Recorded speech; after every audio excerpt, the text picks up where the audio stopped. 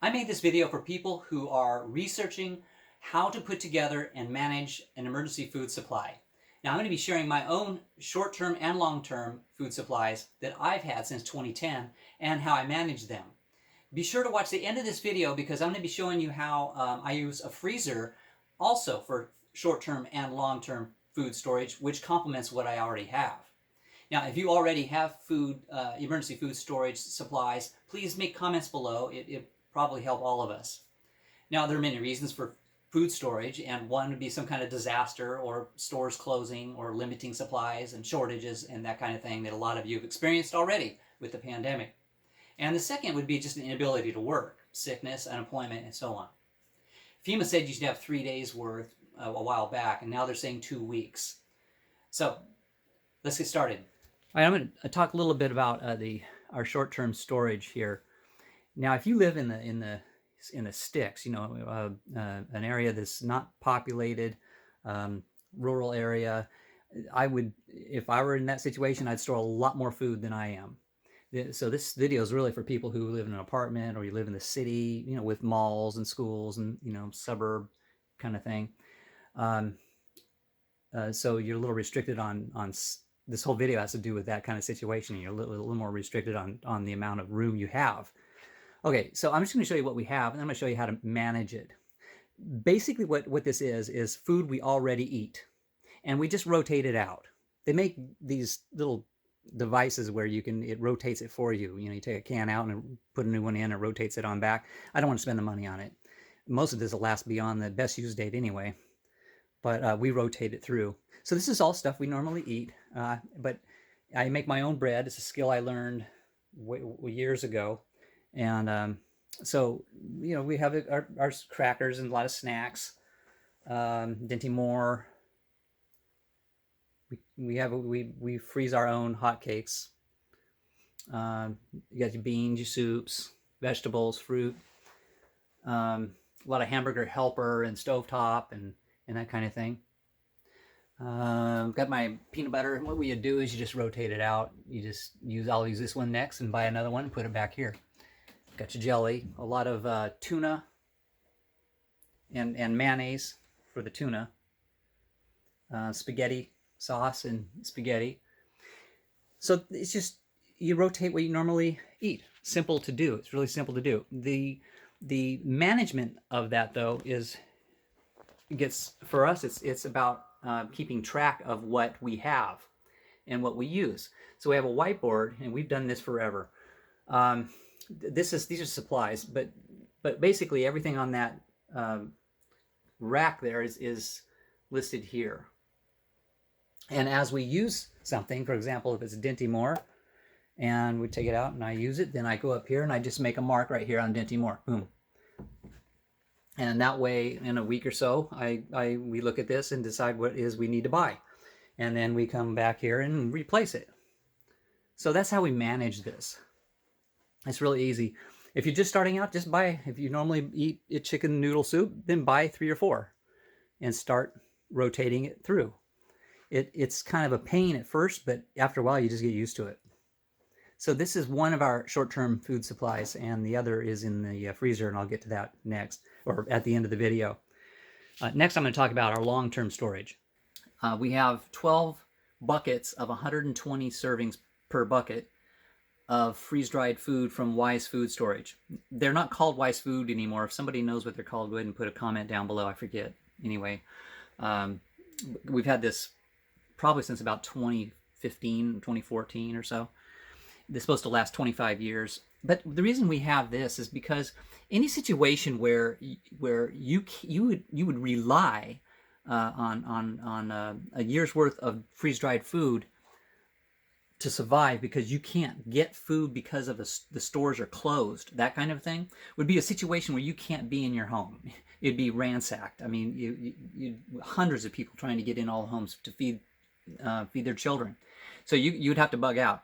And the last thing I'd want to do is try to take canned goods and things with me in my car. So what's nice about the buckets is they have handles. They break, by the way, on these particular ones. Anyway, but you can carry them easier. You can get 120 servings in one bucket. So So this is an important part of our long-term food storage. So 120 servings, and I think a serving is probably about a cup. But don't forget, you also have to have water. Remember that you need water for this. Now we have 12 cases of water in our home, but that's not what we plan to use. If we're able to stay in our home and eat this food, and I'm able to defend my house, which I doubt, with the kinds of hordes of people that would be, starving, wanting food in an SHTF situation. But anyway, if I could, then that's good, because we have a lot of water stored in our garage, and also we have a lake near us where we can filter water, like within 200 yards from our house. But don't forget, like, all of this would be, these 12 bucks would be around 90 gallons of water I would need. So, and we have that, and we also have filters. So that's just one part of our long-term food storage, which is nice. Like I said, I can tuck it right here in the closet, and I can take it with me. And the other long-term food is, we picked this up at the Mormon Cannery. If you look at the link above, I have a review I did on this, I think in 2016 or so, or 2015. But it's rice, wheat, wheat flour, dry milk, and other foods that are tucked back here. So check out the link above, like I said, and you can and see the review I have. And would also complement what I'm about to show you next, and that's the freezer long-term and short-term storage we have. So this is where we store the rest of our short-term and long-term food supply. It's in our freezer, and I have a link up here that will where I give a review on this, as well as a solar generator for it in case power goes out. And it's kind of was a different concept for us to get used to. But what we did is we bought 15 pounds of hamburger and chicken tender strips, and then it's stored on the bottom, and it's long term, and that would complement our short-term storage, our long-term storage, really well. It would make the Mormon food storage and Wise food storage go a lot further. And but we also have short-term food storage in the freezer, and that includes, for us, it's just my wife and myself, about a month to a month and a half worth of hamburgers stored, and chicken strips stored, and some pork. And we know exactly how much hamburger is in each package. So we know we need 10 packages. So what we do is we don't necessarily have them in patties for hamburgers. We have them flattened out so that they can thaw out faster. So we know exactly how many packages we should have in there. Now, the thing is, when we eat meat, hamburger, lasagna, spaghetti, hamburgers, whatever, we never eat fresh hamburger from the store. We always eat the in line, the next in line of the frozen hamburger, and then we replace it with hamburger from the store in the back of the line here. And then it works its way in. We never have it fresh. We always eat it frozen, and there's no difference whatsoever. And we don't have a lot of it. We're not cycling through the long-term storage, just the short-term, just that in this case 5 pounds of hamburger, and then the chicken. So and we know that we get through it in about a month and a half, or so. So that's kind of the difference when you're working or managing a short-term storage in the freezer. Is you're cycling it through just like you would in the short-term storage we have in the other room with cans and so on. Is you just rotate it through. So now I'm going to show you what it looks like inside. Okay, so what we did is, this is the rack that came with it. And we couldn't find another one this size, so we got another one that was bigger and just stretched it out and made it fit. This is where we keep our hamburger. There's 1, 2, 3, 4, 5, 6, 7. So I know we're minus 3 to have 5 pounds of hamburger. And that's how we store it. And right now we need a lot of chicken. This is mostly pork. So let me show you what else we have in here.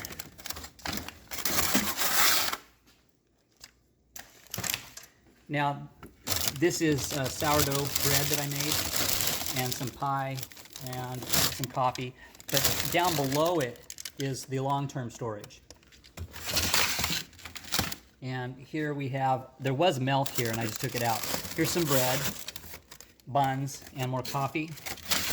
So it's basically like that. So we don't touch any of the stuff on the bottom, ever. It stays, it was a minus 14 degrees, and that's because I've had it open just a while ago. So that's how this looks inside.